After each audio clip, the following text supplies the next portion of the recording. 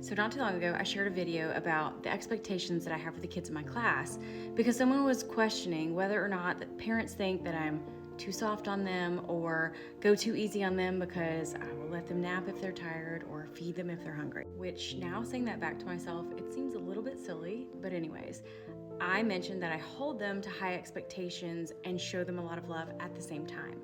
So I had some questions wanting to know what were the expectations that I hold them to. And they are a lot simpler than you would think. So for starters, this is not my classroom, this is our classroom, which means the responsibility of cleaning all of these spaces is not going to only fall on me. I expect them to clean up after themselves, I expect them to treat the classroom with care, I expect them to put things away where they belong, and they will not move on to the next activity until their learning spaces are taken care of. My next expectation has to do with the way they treat each other. I do not care how old you are not allowed to say shut up in this room. That is not an acceptable form of communication in here. We treat our classmates with the basic respect that they all deserve. And I also don't expect that they all automatically know what that looks like, so that has to be taught. When it comes to classwork, you do it right the first time or you do it again.